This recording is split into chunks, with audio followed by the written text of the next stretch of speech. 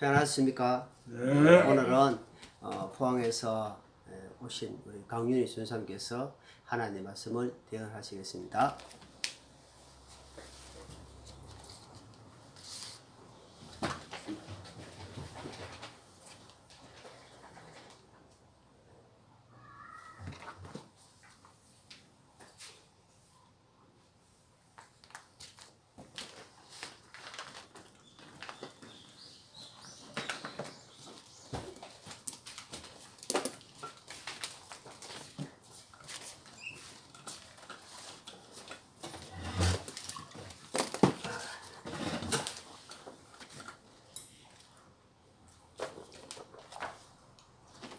네, 한 주간 평안하셨습니까? 예. 오늘 서기 전에 주제를 두 가지로 한번 잡았었는데 어떤 말씀을 전할까? 마음속에 나라가 지금 잠실에서 지금 열심히 지금 이번 선거에 대해서 골비하고 집회 갖는 거 잘 알고 계실 겁니다. 이 나라가 전국적으로 굉장히 어지러운 가운데 있는데 우리가 이때일수록 믿는 우리 형제 자매님들이 열심히 나라를 위해서 기도해야 할 때이라고 생각합니다. 이 기도 시간에 더욱더 열심을 내셔서 이 나라와 민족을 위해서 기도해 주시기 바라겠습니다. 이 나라와 민족에 대한 말씀은 다음 시간에 제가 준비하도록 하고요. 이 말씀을 준비하다가 중간에 오늘 이렇게 이 말씀, 이 주제를 준비하고 이렇게 말씀을 전하게 되었습니다. 지금 나라가 굉장히 어지럽고 세계적으로 굉장히 어려운 상황이 있지만 우리가 항상 우리 마음속에서 잊지 않아야 될 것은 우리가 지금 이 머물고 있는 이 세상은 영원한 도성이 아닙니다. 오늘 우리가 본문에 읽었던 말씀처럼 우리가 영원토록 영원무궁토록 하나님과 전 세계 구원받은 성도들이 함께 영원히 살아갈 도성은 바로 새 예루살렘이라는 것을 항상 마음 중심에 모시고 항상 그 말씀을 통해서 어려운 시대를 힘차게 하나님 말씀 믿고 살아가시기를 바랍니다. 잘 아시다시피 우리가 저번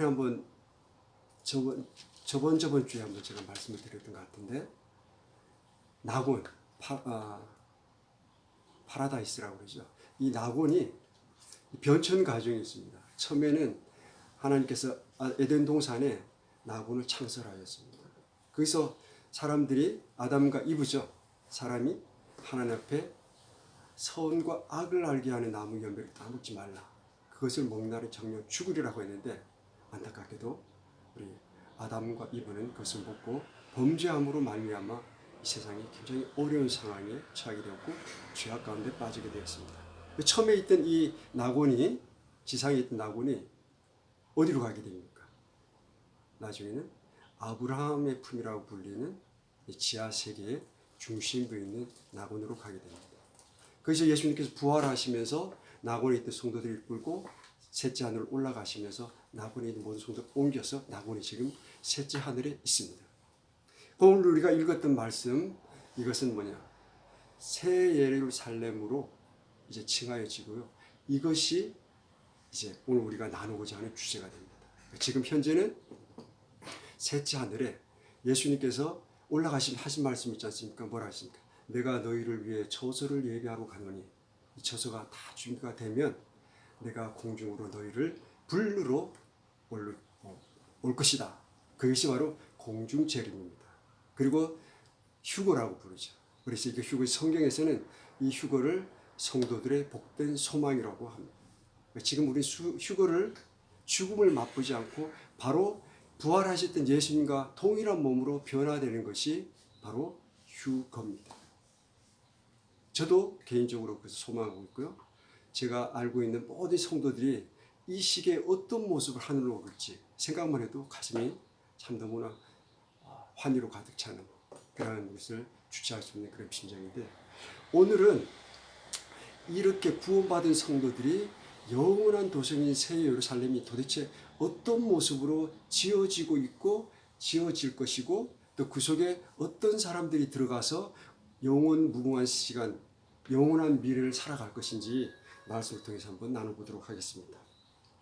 잘 아시다시피 하늘은 구분을 잘 하시면 첫째 하늘, 즉 본인의 대기권 첫째 하늘입니다. 그 위에 있는 우주, 둘째 하늘. 우주 위에 있는 북쪽 하늘에 있는 것을 셋째 하늘이라고 합니다. 그 셋째 하늘에 하나님의 나라가 있는 것이죠.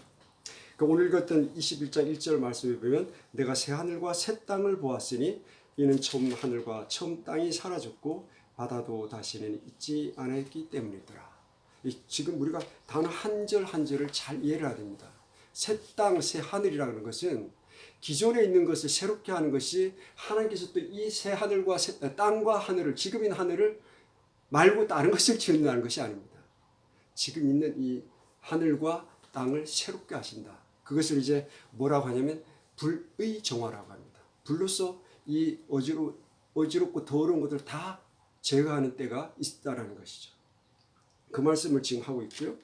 그리고 셋째 하늘에 있는 하나님의 왕자에 대한 말씀이 또 있는데요. 고린도후서 12장 2절에서 4절 말씀에 보면 바울이 14년 전에 셋째 하늘 곧 거룩한 하나님의 보좌가 있는 가장 높은 하늘에 이끌려가서 말로 표현할 수 없는 것을 보고 들었다고 고백하는 말씀이 있습니다.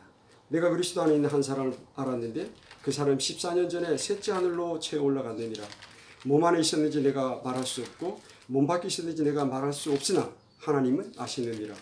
내가 이러한 사람 알았는데 몸 안에 있었는지 몸 밖에 있었는지 내가 말할 수 없으나 하나님은 아시느니라.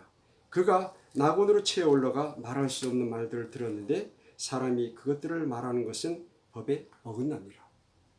여기서 우리가 주의해야 할 것은 많은 구원받은 간증자들이 있는데 바울 사도는 고백을 하지 말라고 그러고 여기 뭐라고 그러십니까? 사람이 그것들을 말하는 것은 법에 하나님의 법에 어긋나는 거라고 했죠. 근데 이것을 행하고 있단 말이죠. 잘못된 겁니다. 불법인데 하지 말아야 됩니다. 바울은 자신의 경험을 통해서 거룩한 하나님의 영원한 보좌, 왕자가 있는 가장 높은 하늘의 신비와 경외감을 이렇게 성경에 기록했고 하나님의 위대함과 왕자의 권능을 욥기서에도 36장 5절에 이렇게 기록하고 있습니다. 보라 하나님은 강력하시고 아무도 멸시하지 아니하시며 힘과 지혜가 강력하사.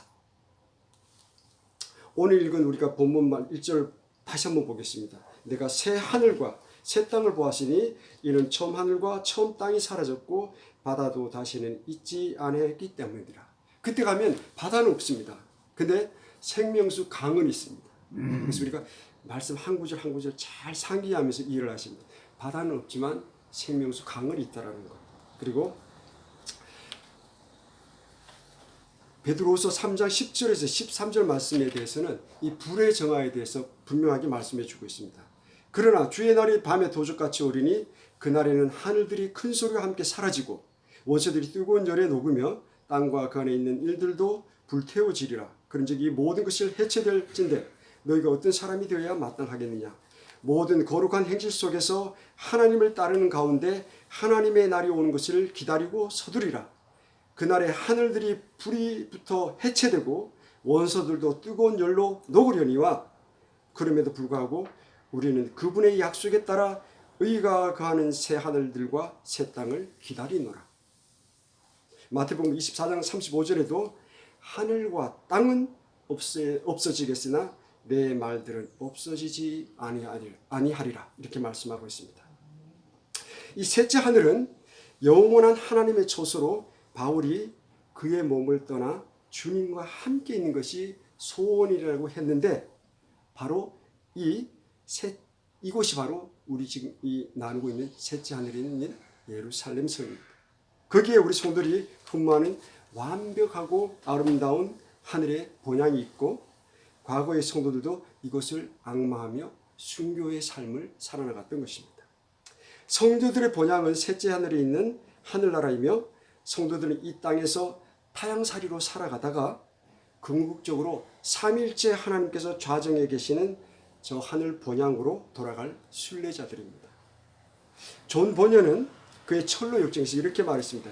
하늘나라를 향해 가는 순례자의 여정을 그린 대표적인 고전인 이 철로 역정은 순교자가 세상에서 겪는 영적 여정 속 시련과 분투를 잘 묘사하고 있습니다. 그 속에서 이렇게 표현을 했습니다. 오 순례자여 하늘 가는 나그네들이여 그러니 우리 모두 경계하고 조심하여 장부답게 모든 시련을 물리치자. 이렇게 강력한 말씀을 줬습니다. 그리고 E.M. 바운즈라는 유명한 신학자는 기도의 중요성을 강조하는 그의 묵상집에서 이 세상 것에 만족하지 않고 저 하늘 본향을 사모하는 마음을 이렇게 강조했습니다. 하늘을 향해 여행하는 순교자의 마음을, 순례자의 마음을 품으면 기도가 한결 쉬워진다. 땅의 것에 마음을 두어 그것에 만족하는 심령은 절대 기도할 수 없다. 성경은 구원받은 성도들을 이 땅에서 나그네 또는 순례자로 묘사하며 더 나은 하늘 본향을 향해 나아가고 있다고 말씀하고 있습니다.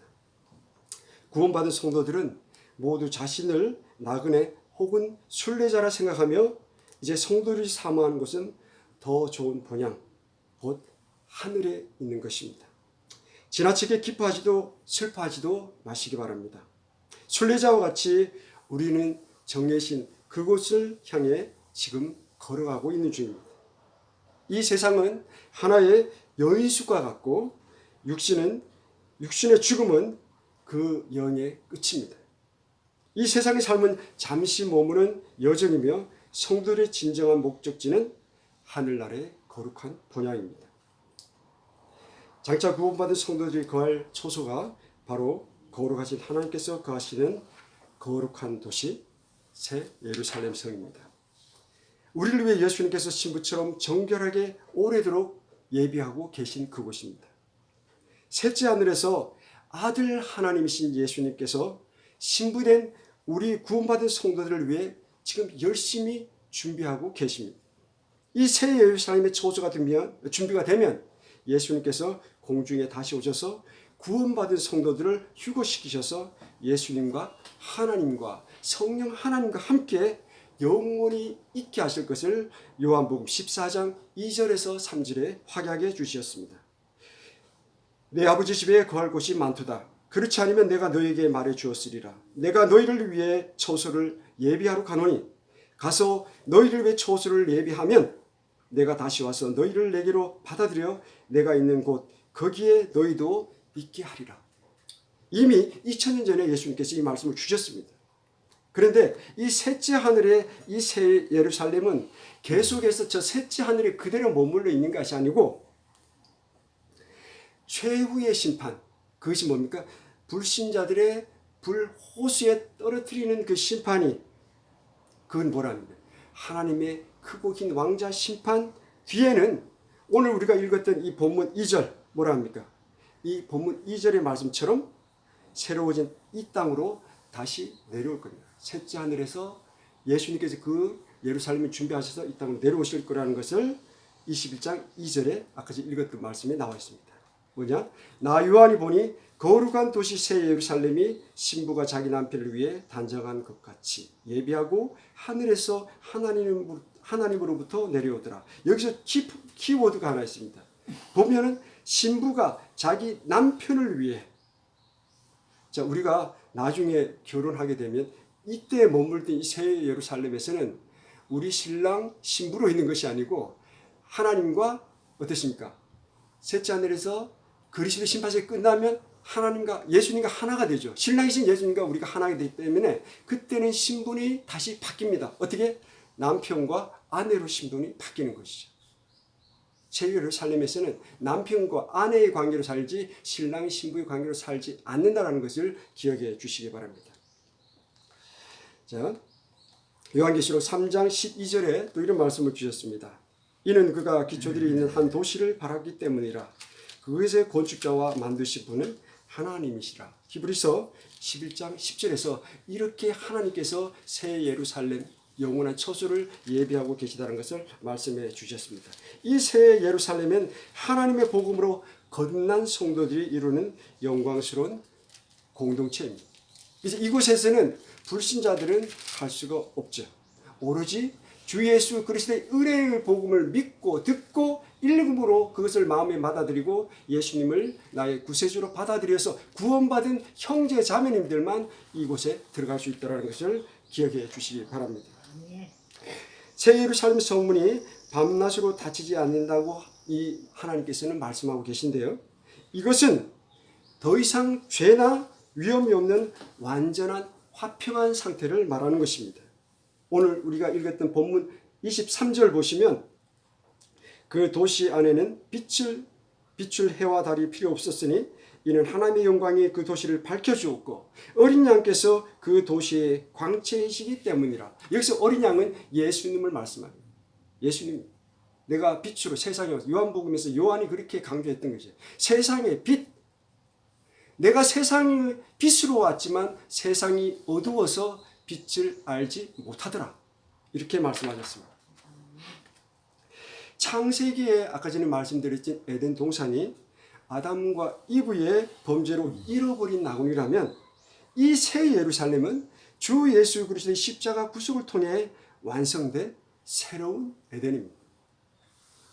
새 예루살렘은 지극히 높으신 하나님의 장막들이 있는 거룩한 초소고 신구약 성도들이 그토록 가기를 갈망했던 하늘나라, 셋째 하늘나라. 거기서 지금 준비 중인 새 예루살렘이라는 것 기억해 주시기 바랍니다. 본문 16절에서 말한 것처럼 이 새 예루살렘은 네모 반듯하게 놓여 있고 길이와 넓이와 높이가 12,000 스타디온 이렇게 같습니다. 그런데 이 스타디온은 뭐냐 하면 8분의 1마일로서 약 200m 정도 되는 겁니다. 200m 정도. 자, 현대 척도로 따르면 대략적으로 길이, 높이, 넓이가 각각 약 몇 킬로? 2240km. 2240, 정확하게 2240km입니다. 성벽은 12개의 기초석 위에 놓여 있고 그 안에는 어린 양신 예수님의 신약시대 12사도들의 이름들이 기록되어 있습니다. 그 도시 성벽에는 12기초가 있고 그것들 안에 어린 양의 12사도들의 이름이 있더라. 이렇게 분명하게 제시하고 있으시죠. 그리고 본문 17절에서 18절 말씀과 같이 성벽의 높이는 약 65m의 벽으로 되어 있고 전쟁에서 방어를 위한 것이, 성벽은 방어를 위한 것이 아니고 무엇이라고요? 아름다움을 위한 것입니다. 이 전쟁이 없기 때문에 거기는. 그리고 이것이 쉽게 표현하는 이렇습니다. 우리 한강 주변에 있는 63빌딩에 2cm의 높이를 쌓았다고 생각하십니다. 그것이 바로 새 예루살렘의 규모입니다. 63층 빌딩에 2cm 높이의 아름다운 담을 둘린 것. 이것이 새 예루살렘의 모습이라고 생각해 주시면 되겠습니다. 그리고 본문 12절에서 14절과 21절에 있는 말씀처럼 각 면에 3개씩 12문이 있습니다. 그리고 각각 문에는 이스라엘 12지파 중 한 지파의 이름이 있고 또 각각의 문은 한 개의 진주로 되어 있습니다. 자, 이 그림들을 정확하게 머릿속에 그리고 얼마나 아름다운 도성인지를 우리 마음속에 머릿속에 정확하게 이걸 그림을 그려놔야 됩니다. 이 천국의 문은 스스로 열고 들어갈 수 있는 곳이 아니고 하나님의 구원의 은혜로만 들어갈 수 있는 곳으로 오직 어린 양의 생명책에 이름이 기록된 자들만 통과할 수 있는 진주문입니다. 이것이 계시록 21장 오늘 읽었던 27절. 더럽게 하는 것은 어떤 것이든 결코 그곳으로 들어가지 못하며 또 무엇이든지 가증한 것을 이루게 하거나 거짓말을 지어내는 것도 들어가지 못하되 오직 어린 양 곧 주 예수 그리스도의 생명책에 기록된 자들만 들어가리라. 요한계시록 20장 1절 말씀처럼 그 사람의 이름이 생명책에 기록되어 있는 것, 그 중에 우리의 이름들, 우리 형제자매님들의 이름도 지금 기록되어 있을 것입니다. 또 내가 보니 죽은 자들이 작은 자나 큰 자나 하나님 앞에 섰는데 책들이 펼쳐져 있고 또 다른 책, 즉 생명책이 펼쳐져 있더라. 죽은 자들이 자기 행위들에 따라 그 책들에 기록된 그것들에 근거하여 심판을 받았더라. 우리의 은행 심사가 항상 지금 이 순간에도 하나님의 책들에, 셋째 아니라 하나님의 책들에 기록되어 있다는 것을 한시도 잊어버려서는 안 됩니다. 그래서 거룩하신 하나님께서 우리에게 내가 거룩하니 너희도 거룩할지니라 이렇게 말씀하시는 겁니다. 성도가 뭡니까? 거룩한 성도에다가 물이 돋지 아닙니까? 거룩한 성도, 물이 내가 거룩하지 않다라고 생각된다면, 자신이 거룩하지 않다고 생각했으면 그 사람의 신앙을 재점검할 필요가 있습니다. 왜? 거룩함 아니면 나머지는 죄이기 때문입니다. 자, 새 예루살렘에는 왕자, 생명수의 강, 생명나무도 있는데, 창세기 우리가 1장에서 3장에 보면 이 생명나무와 그리고 생명수 강이 흐르는 것을 묘사하고 있는데, 이 아담과 이브의 범죄에 사라졌던 이 생명나무가 새 예루살렘에 다시 있게 되는 것을 우리가 성경 말씀을 통해서 확인할 수가 있습니다. 생명나무는 그때도 그곳에 있게 됩니다. 자, 생명의 부활을 통해 영에 속한 부활한 몸을 입고, 이 새 예루살렘에 거할 자들의 특성이 어디에 기록이 되어 있냐면 고린도전서 15장 44절에 기록되어 있습니다. 자, 그러면 새 예루살렘에 들어가는 성도들의 모습이 어떤지를 읽어드리겠습니다. 본성에 속한 몸으로 뿌려지고 영에 속한 몸으로 일으켜지나니, 본성에 속한 몸이 있고 영에 속한 몸이 있느니라. 이 새 예루살렘에는 본성에 속한 몸, 꼭 죄된 몸이 아니라 영에 속한 몸, 주 예수 그리스도와 성령 하나님께서 그 사람 영 속에 임재해 계시는 그 사람만이 하나님께 예배하고 계시는 도성에 들어갈 수 있다는 것을 말씀하고 있는 것입니다. 자, 유명한 C.S. 루이스는 이렇게 말했습니다. 우리는 몸을 가진 영혼이 아니라 영혼을 담고 있는 몸을 잠시 빌려 쓰는 존재다. 인간의 본질이 육체가 아닌 영에 있음을 루이스는 강조했습니다. 몸은 영과 혼이 거하는 집이며, 건강한 육체는 영생의 빛을 발하고 성령님께서 임재하시는 성전이 됩니다. 영적으로 바르게 되면 거룩하게 되고, 정서적으로 바르게 되면 행복하게 되며, 육적으로 바르게 되면 건강하게 됩니다. 씨앗이 주고 꽃으로 피어나듯이 우리의 현재 몸은 장차 있게 될 예수님의 영광스러운 부활의 몸을 위한 씨앗과도 같은 것입니다. 우리의 몸은 예수님께서 부활하신 그 몸과 동일하게 그 형체를 입고 이 새 예루살렘에 입성한다는 것입니다. 고린도전서 15장 39절에서 41절에서 바울 사도는 영에 속한 새 몸은 본성에 속한 옛 몸보다 훨씬 우수함을 말해주고 있습니다. 그분께서 참으로 모든 것을 자기에게 복종시킬 수 있는 능력을 써서 그 능력대로 우리의 천한 몸을 변화시켜 예수님의 영광스러운 몸과 같게 만드시리라.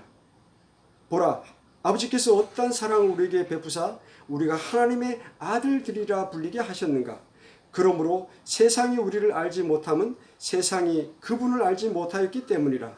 사랑하는 자들아, 이제 우리는 하나님의 아들들이라. 우리가 앞으로 어떻게 될지는 아직 나타나지 않았으나 예수님께서 나타나시면 우리가 그분과 같게 될 줄을 아노니, 이는 우리가 그분을 그분께서 계신 그대로 볼 것이기 때문이라. 그분 안에서 이 소망을 가진 자는 다 그분께서 순결하신 것 같이 자기를 순결하게 하느니라. 우리는 우리의 몸을, 영과 혼을 순결하게 하라는 말씀을 하고 있습니다. 이 예수님의 부활한 몸은 우리가 세상에서 SF 영화에 봤던 것처럼 이 실제적인 벽을 뚫고 3차원을 지나서 4차원 세계로 우리가 마음먹은 대로 동시 이동할 수 있는 이 엄청난 몸으로 변화하는 사실을 기억하시기 바랍니다. 이 엄청난 비밀이 언제 한번 예수님께서 파노라처럼 펼쳐서 보여주셨냐면 요한복음 20장 26절에서 29절에 말씀하고 있습니다. 여드레가 지나서 다시 그분의 제자들이 안에 있을 때 도마도 그들과 함께 있더라. 그때 문들이 닫혔는데 지금처럼 예수님께서 오사 한가운데서 이르시되, 문이 닫혔는데 예수님께서 오사 한가운데서 이르시되, 그 뒤에 도마에게 이르시되 내 손가락을 이리 내밀어 내 손을 보고 내 손을 이리 내밀어 내 옆구리에 넣으라. 그리고 믿음 없는 자가 되지 말고 믿는 자가 되라 하시니 도마가 그분께 응답하여 이르되 나의 주시며 나의 하나님이시니이다 하매 예수님께서 그에게 이르시되 도마야 너는 나를 보았으므로 믿었으나 보지 않고도 믿는 자들은 복이 있도다 하시니라. 이 보지 않고도 믿는 자들이 바로 현대 지금 이 순간 성경을 통해서 예수님을 보지 않았지만 이 말씀을 은혜의 말씀을 믿고 거듭난 성도들이라는 것이죠.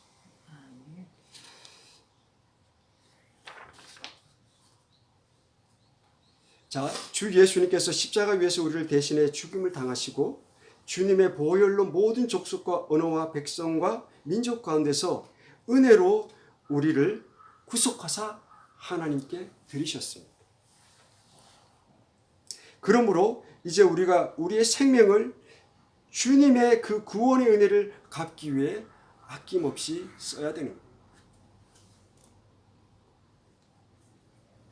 그리고 이 새 예루살렘에 가면 하나님과 예수님과 성령님과 구원받은 성도들, 천상인의 영적 존재들과 지내게 되는 친밀함에 대해서 성경은 말씀하고 있는데요. 보시면 계시록과 그 다음에 여러 군데에서 이 부분에서 말씀하고 있는데 이 셋째 하늘 이것은 하나님과 우리의 그리고 영적 존재들과 구원받은 성도들의 교제의 장소이고 실로 하늘에서는 실제적이며 영원 무궁한 교제가 이루어질 것입니다. 우리는 세계 인종, 흑인종, 백인종, 샘종 할 것 없이 모든 인종이 서로 다른 성도들과 함께 복된 교제를 하나님과 나누게 될 것입니다. 사실 이보다 더 중요한 것은 우리가 땅에서 할 수 없었던 아주 친밀한 방법으로 우리 주 예수 그리스도를 어떻게 진짜 세밀하게 완전하게 이해하게 될 것이라는 사실입니다. 그래서 이 부분을 J.C. 라일이 이렇게 표현했습니다. 천국에서의 가장 큰 기쁨은 우리가 사랑하는 사람들을 만나는 것이 아니라 우리가 사랑하는 주님을 직접 눈앞에서 뵙는 것이다. 우리는 예수님과 더욱더 친밀해지기 위해 창조되었습니다. 하늘나라는 예수님과의 사랑이 완벽해지는 곳입니다. 천국에서는 우리는 예수님에 대해 배우는 것을 멈추지 않을 것이고 영원토록 예수님의 깊은 사랑 속으로 더 깊이 들어가게 될 것입니다. 왜? 지금은 우리가 이 모든 것들이 거울로 보는 것 같이 희미하지만 그때는 얼굴과 얼굴을 마주 대할 것이고 우리의 모든 궁금한 것을 하나님께서 명확하고 확실하게 창조에서부터 영원 세계까지 감추어졌던 우리가 이해하지 못했던 부분까지 완벽하게 이해하시도록 하신다는 것입니다. 그리고 유명한 찰스 스푸전 목사님이 이렇게 말씀하셨습니다. 천국의 기쁨은 주님의 얼굴을 보는 데 있으며 그분의 사랑을 한 방울도 남김없이 다 마시는 가장 깊은 친밀함의 장소다. 새 예루살렘이 이런 곳입니다. 예수님과의 친밀함은 종교적 의식이 아니라 우리의 마음을 예수님께 온전히 내어드리는 과정입니다. 우리가 예수 그리스도를 믿고 얻게 된 가장 귀하고 축복은 뭐냐? 예수님과의 친밀함 그 자체인 것입니다. 많은 사람이 예수님이 누구인지 알지만 예수님과 친밀한 수준에서 교제하는 것은 또 다른 차원이다. 또 다른 차원. 자, 이 새 예루살렘에는 아까 전에 말씀드렸듯이 우리가 알지 못하는 영적인 존재들과 또 우리가 보지 못한 것들이 엄청나게 있습니다. 그런데 이 새 예루살렘에 없는 것이 있어요. 그리고 또 있는 것이 있습니다. 자, 어떤 것인지 말씀을 통해서 한번 보겠습니다. 첫째, 하늘나라에는 바다와 눈물과 죽음과 아픔이 없고 해와 달이 없으며 불안이나 밤이 없고 죄가 없으며 병이나 저주가 없습니다. 하늘나라에는 영광과 거룩함과 아름다움과 하나님의 빛과 하나됨과 그리고 완전함과 기쁨과 영존한 생명, 영원한 생명이 그곳에 있습니다. 고린도전서 13장 10절에 이렇게 말씀하고 있습니다. 완전한 것이 오면 그때에는 부분적인 것이 없어지리라. 그리고 15절 말씀에는 이것은 누구든지 예수님을 믿는 자는 멸망하지 않고 영원한 생명을 얻게 하려 함이라. 우리 구원받은 성도들에겐 영원한 생명이 지금 여러분 속에, 우리 속에 임재해 계십니다. 왜? 생명이신 우리 성령 하나님께서 우리 영속에 우리의 주인으로 좌정해 계시기 때문입니다. 자, 예루살렘의 크기와 모양을 한번 살펴보겠습니다. 본문 16절에서 요한은 다음같이 설명하고 있습니다. 그 도시는 네모 반듯하게 놓여 있으며 길이가 넓이만큼 길더라. 그가 그 갈대로 도시를 측량하니 12,000 스타디온이라. 그것이 길이와 넓이와 높이가 같으니라. 자, 아까 전에 말씀드렸지 제가 강조하는 겁니다. 이 그림을 명확하게 그리시라는 말씀입니다. 그리고 신학적으로는 두 가지 견해가 있습니다. 첫째는 아까 전에 말씀드렸듯이 피라미드 형태로 보는 신학자들이 있고요. 그 다음에 또 한 사람 아까 전에 말씀드렸듯이 우리가 지금 아까 전에 63 빌딩과 같이 이렇게 직사각형 이렇게 모양으로 해서 담을 치는 것처럼 이렇게 하는 두 가지 견해가 있다는 것을 아시기 바랍니다. 근데 우리는 좀 제한적인 지금 육신을 입고 있기 때문에 제한적이지요. 그렇기 때문에 지식이나 모든 것에서 제한을 받습니다. 근데 그날에 가면 고린도 13장 12절 말씀에 있는 것처럼 우리는 명확하게 알게 됩니다. 우리가 지금은 거울을 통해 희미하게 보나 그때는 얼굴을 마주 대하여 보며 내가 지금은 부분적으로 아나 그때는 주께서 나를 아시는 것 같이 예수님께서 우리를 아는 것 같이 우리도 예수님을 명확하게 알게 되리라. 이렇게 말씀하고 있습니다. 근데 새 예루살렘 크기가 어떤 건지 제가 정확하게 알려드리겠습니다. 지구의 표면, 우리가 지금 살고 있는 지구의 표면적은 약 4억 6천만 제곱킬로미터입니다. 그리고 수면은 약 3억 600만 제곱킬로미터고요. 그 다음에 지면은 약 1억 5,400만 제곱킬로미터입니다. 그런데 이 도시를 정육면체라 가정하고 높이 방향으로 1km마다 한 층을 만든다고 하면 총 2240층이 되는 것이죠. 근데 이 2240층에 쉽게 말하면 이렇습니다.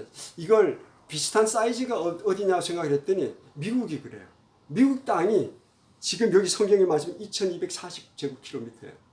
그래서 미국 땅에 이제 아름다운 성벽을 치고 거하게 된다는 건데 이것이 2240km의 높이로 올라간단 말이죠. 그러면 놀라운 거는 2240층이 다 필요하지 않고 그 중에 단 한 층에다가 우리가 구약시대에서 지금 창세 이래로부터 태어난 모든 사람을 400억 명으로 가정할 때 그 중에서 구원받은 모든 사람들이 다 구원받았다. 400억 명이.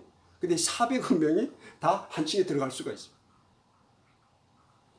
그 정도 사이즈로 크게 우리 영원히 구원받은 성도들을 위해서 예수님께서 이 초소, 새 예루살렘을 준비하고 계시다는 것이죠.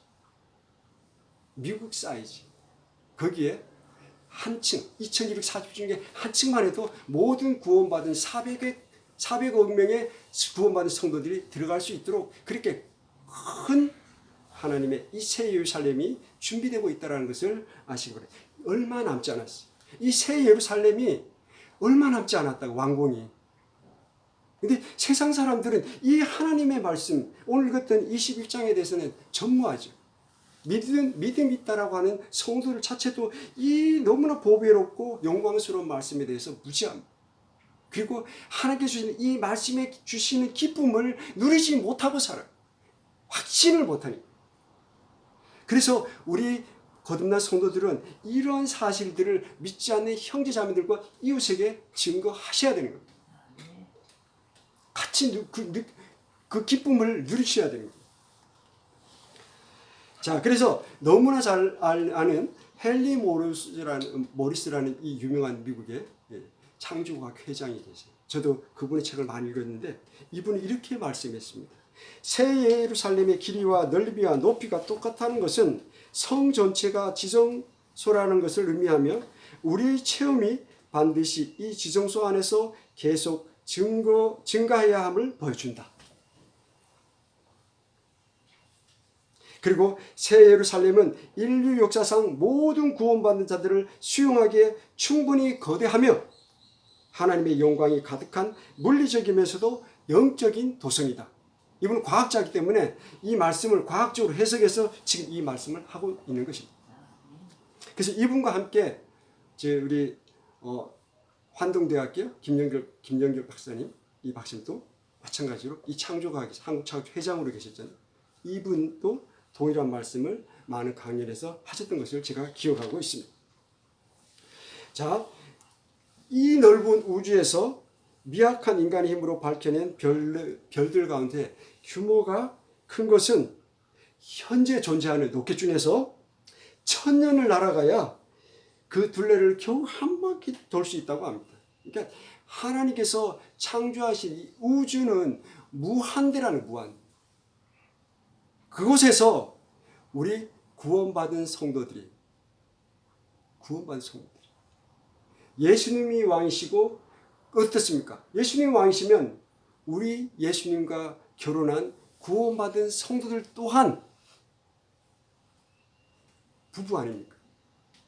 구원받은 부부로서 영원 무궁토록 하나님의 이 영광스러운 이 새 예루살렘에서 전 세계를 왕으로서 지배 다스리게 된다는 것이 우리 하나님께서 주신 말씀입니다. 우리가 왕이 돼서 이 우주 전체를, 이 광활한 우주 전체를 다스린다는 사실. 힘내십시오. 세상 우리가 눈에 보이는 현실은 진짜 암담합니다. 우리 대한민국도 그렇고 전 세계가 지금 돌아가고 있는 현 상황은 지극히 비희망적이에요. 희망이 없어 보이지만 우리의 하나님의 말씀은 희망과 또 거기에 용기를 우리에게 주시는 말씀입니다. 그래서 하나님의 어려울수록 하나님의 말씀에 더 열심히 연구하고 거기서 힘을 얻어야지 세상에서는 이 어려운 시국을 견뎌낼 수 있는 인내할 수 있는 힘을 절대 줄 수가 없고 있지도 않습니다. 오직 하나님 말씀만에 우리에게 모든 능력 대신에 하나님의 능력이기 때문에 그 능력을 힘입어서 우리가 기쁨으로 이 어려운 시국을, 이 세상을 살아낼 수가 있는 것입니다. 하나님을 굳세게 붙드시고 이 말씀의 확신 가운데 거하시기 바랍니다. 자, 이 나라에 대해서 이 새 예루살렘 성, 이것은 이렇게 내려오게 되는데 이게 땅에 내려앉는다는 기록은 없습니다. 셋째 하늘에서 예수님이 다 완성을 하시고 우리 성도들이 거할 소속 이렇게 땅에서 하늘로 내려오신다 그랬는데 근데 땅에 안착했다는 것은 없는 거예요. 자, 그러니까 이런 것도 정확하게 우리가 기억을 하셔야 됩니다. 셋째 하늘이 있고 거기서 예수님이 지금 이렇게 우리 구원한 성도들을 위한 처소를 준비하고 있는데 그것이 새 예루살렘성이 그게 하늘에서 이렇게 내려온단 말이에요. 그런데 땅에 내려앉지 않는 거예요. 근데 그때는 지금의 땅에 불의 정화에서 깨끗하게 정화가 되고요. 그 다음에 하늘도 정화가 되기 때문에 지금과는 완전히 하나님께 처음 창조했던 시대로 다시 회귀해서 아름다운 그러한 모습으로 다시 변화될 것이라는 것이죠. 본문 27절의 말씀 보면 그 12문은 12진주였으며 문마다 각각 한 개의 진주로 되어 있고 그 도시의 거리는 순금이며 마치 투명한 유리 같더라. 근데 우리가 성경에서 유념하셔야 될 것은 뭐냐면 이 숫자에는 하나님의 명확한 뜻과 그리고 그 숫자가 주는 하나님의 뜻이 다 의미를 함의하고 있어요. 뭐냐? 여기 12는 성경에서는 완전수라고 봅니다. 그리고 12제자죠. 그리고 뭐 없습니까? 12지파죠. 그 다음에 성막의 진설병이 12개죠. 제사장 흉부의 보석이 12개죠. 그리고 신약 우리 제자들이 12제자죠. 그 다음에 지금 우리가 읽었던 이 성경에서도 뭐가 나옵니까? 12문과 12기초석이 나오죠. 완전수입니다. 이 21장은 이제 최종 이제 하나님의 구약 성경과 신약 성경의 마지막 완결 단계예요. 이게서 하나님께서 창세기부터 요한계시록까지 10이라는 숫자가 어떤 의미를 함의하고 하나님께서 시대마다 그것을 이루어 오셨는지를 우리가 살펴봐야 될 것 같습니다.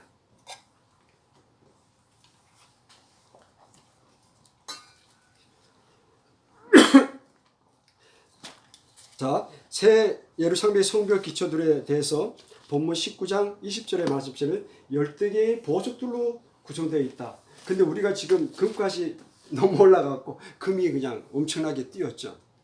근데 이 금은 우리가 거하게 될 새 예루살렘에는 우리가 보고 있는 이 물질의 금은 아마 효용 가치가 있을까 모르겠습니다.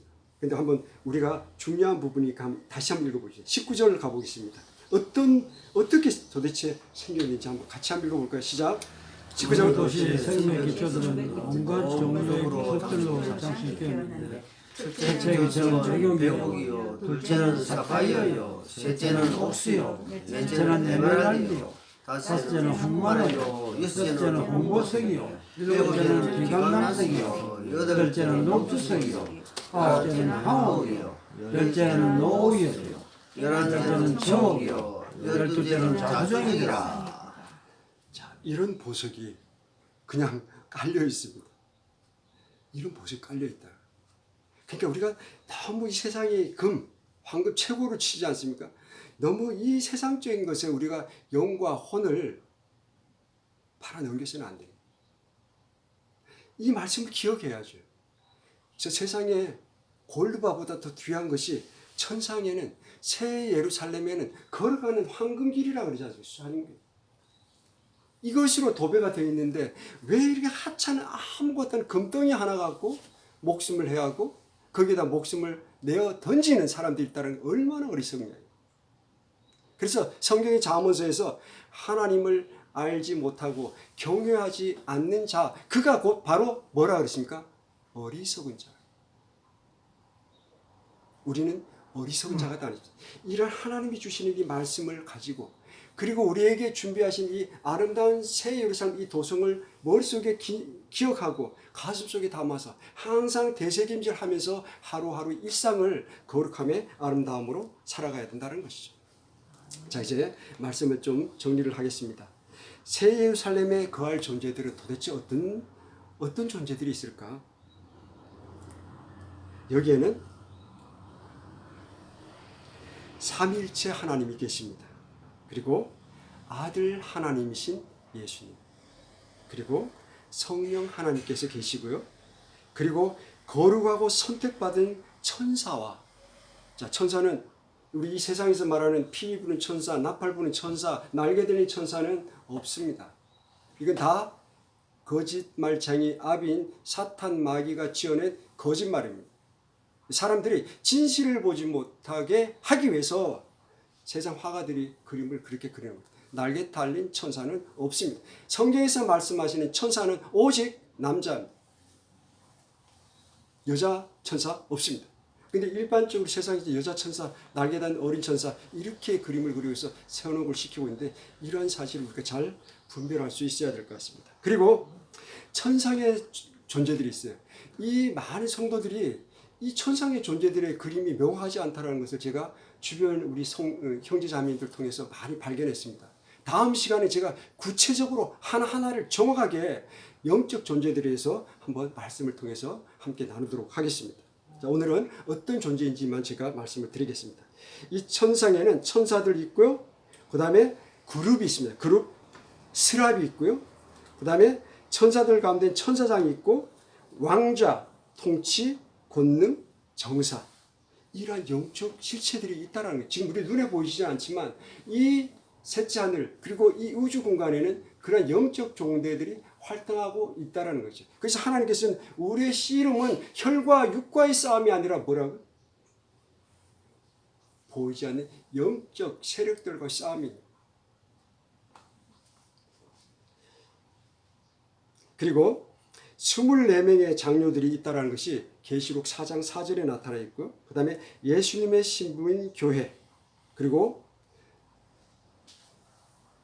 마지막으로 구원받은 이스라엘. 근데 선민 아닙니까? 선민 이스라엘이 이 새 예루살렘에 영원 무궁토록 거하게 된다는 말씀이죠. 나눌 것이 굉장히 많지만 제가 부분 이 주제를 강론할 때 같이 말씀 나눌 때 빠진 부분이나 더해야 할 부분을 더해 가겠습니다. 자, 새 예루살렘은 우리를 위해 예수님께서 신부처럼 정결하게 예비하고 계신 바로 그 새 예루살렘 성이라는 것 꼭 기억하시고요. 그리고 이 새 예루살렘은 지금 셋째 하늘에 있지만 예수님께서 조성하고 있지만 그것이 거기에 머물러 있지 않고 이게 내려와서 어느 순간 어디엔가 머물러서 어때요? 631띵과 같이 어때요? 그 높이에 2cm의 아름다운 담장을 둘린 모습으로 내려올 것이라는 것 기억하시고요. 그 다음에 이 최종 심판인 구원받지 못한 사람의 하나님의 크고 긴 왕자 심판 뒤에는 이 새로운 땅이 내려와서 피라미드 형태로 하늘의 위성처럼 땅 위를 돌게 될 것이라는 것이 하나님 말씀 우리가 읽었던 1장 2절 말씀에 나와 있습니다. 이 새하늘과 새 땅을 바라보며 하루하루를 거룩한 삶을 살아가는 것이 우리 구원받은 진정한 성도들의 자세입니다. 창세후로 구원받은 성도들이 거할 이 새 예루살렘은 문자 그대로 주 예수 그리스도의 복음으로 거듭난 성도들이 영원히 거할 초소입니다. 하나님의 자녀들은 하나님의 통치 아래에 있는 하나님의 백성들, 곧 거룩한 성 새 예루살렘의 주인공들입니다. 새 예루살렘 성 안으로 들어가는 것은 영원한 구원과 직결되는 축복 중에 축복인 것입니다. 그래서 요한계시록 21장 27절에 분명하게 이곳에 들어가는 사람에 대해서 명확하게 정의해 주고 있습니다. 더럽게 하는 것은 어떤 것이든 결코 그곳으로 들어가지 못하며 또 무엇이든지 가증한 것을 이루게 하거나 거짓말을 지어내는 것도 들어가지 못하되 오직 어린 양의 생명책에 기록된 자들만 들어가리라. 또 그가 하나님과 어린 양의 왕좌로부터 흘러나오는 수정같이 맑은 생명수의 정결한 강을 내게 보여주니라. 그 도시의 거리 한가운데 강의 양쪽에는 생명나무가 있어 그것이 12종류의 열매들을 맺고 달마다 자기 열매를 냈으며 그 나무의 잎사귀들은 그 민족들을 치유하기 위해 있더라. 새 예루살렘의 거주자들은 생명수의 강과 생명나무의 열매를 누리는 특권을 가지게 될 것입니다. 하나님께서 그들의 눈에서 모든 눈물을 닦아주실 것이며 다시는 사망이 없고 슬픔도 없고 울부짖음도 없으며 아픔도 다시는 없으리니 이는 이전 것들이 지나갔기 때문이라. 예루살렘의 거주자들은 고통과 슬픔이 없는 영원한 안식을 새 예루살렘에서 누리게 될 것입니다. 반면 성 밖에 남겨지는 자들은 신분의 차이가 있으며 명확히 구별될 것입니다. 요한계시록 22장 다음 장이죠. 22장 15절에는 개들과 마법사들과 음행을 일삼는 자들과 살인자들과 우상 숭배자들과 누구든지 거짓말을 좋아하며 지어내는 자는 밖에 있느니라. 그리고 21장 27절 마지막 말씀이죠. 더럽게 하는 것은 어떤 것이든 결코 그곳으로 들어가지 못하며 또 무엇이든지 가증한 것을 이루게 하거나 거짓말을 지어내는 것도 들어가지 못하되 오직 어린 양의 생명책에 기록된 자들만 들어가리라. 새 예루살렘의 거주자들이 고통과 슬픔이 없는 영원한 안식을 누릴 것에 대해서 우리가 너무나 잘 아는 아우구스티누스는 이렇게 말했습니다. 그곳에서 우리는 쉬며 보게 될 것이고 보며 사랑하게 될 것이고 사랑하며 찬양하게 될 것입니다. 이것이 끝이 없는 마지막에 일어날 일입니다. 이렇게 말했고요. 아까 전에 말했던 C.S. 루이스라는 신학자는 이 세상에서의 모든 즐거움은 우리가 아직 가보지 못한 저 번향 새 예루살렘에서 들려오는 소식에 불과하다. 이렇게 말했습니다. 그리고 우리가 잘 아는 찰스 스펄저도 새 예루살렘의 거민들은 왕의 얼굴을 대면한 특권을 누린다. 그곳에는 밤이 없으며 오직 주님의 영광만이 영원히 비친다. 이렇게 말씀하고 있습니다.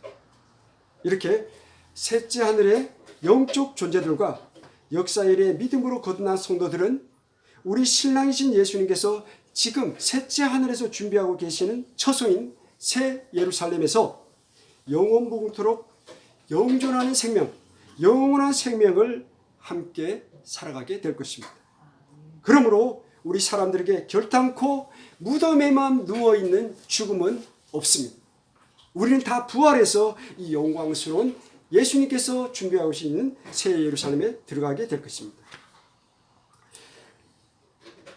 이 아름다운 새 예루살렘을 우리 형제자매들 모두가 마음속에 마음판에 새기고 머릿속에 그림을 완벽하게 그려서 이 아름다운 도성에 갈 것. 그리고 이건 좀 먼 미래의 일이지만 지금 우리에게 가장 급하게 있는 우리 바로 문 밖에서 대기하고 있는 사건이 뭡니까? 우리 구원받은 성도들의 복된 소망인 휴거입니다. 자, 이 휴거가 이루어지기가 지금 촉박해 있어요. 모든 구약과 신약에 있는 이런 휴거에 대한 예언들이 다 성취가 되려고 하는 순간이 있습니다. 그래서 지금 아직 우리 이웃 중에 주 예수 그리스도의 은혜의 복음을 모르는 사람들에게 이 하나님의 아름다운 말씀들을 전해서 그가 구원을 받고 오늘 우리가 함께 나눈 이 새 예루살렘에서 거룩하신 하나님과 아들 하나님이신 예수님과 성령 하나님과 더불어 영원무궁토록 아름다운 축복과 그리고 우리의 감사 찬양이 이어지는 이 아름다운 도성에 모두 거하면서 영원무궁토록 하나님 찬양하는 우리 모든 형제자매님들 되시기를 간절히 기도합니다. 함께 기도하겠습니다. 살아계신 하나님 감사합니다. 오늘은 우리가 영원무궁토록 걸 도성인 새 예루살렘에 대해서 함께 나누었습니다. 하나님께서 지금 이 시간 셋째 하늘에서 우리 구원받은 성도들을 위한 처소를 준비하고 있는 것을 우리가 알고 있습니다. 이 처소에 거하기 전 단계인 우리 몸이 부활하신 예수님의 영광스러운 몸과 부활하는 그 놀라운 휴거가 우리 문 밖에 지금 다가와 있음을 믿습니다. 하나님께서 우리 영과 혼을 굳세게 붙잡아 주셔서 하나님의 말씀에 굳게 서서 이 복된 소망을 강구하며 하루하루를 아름다움의 거룩함으로 살아나갈 수 있는 우리 모두가 될 수 있도록 하나님께서 굳센 팔로 인도하여 주시옵소서. 무엇보다도 아직 하나님을 믿지 않는 우리 불신자들 형제자매들 가운데 있습니다. 이웃 가운데 있습니다.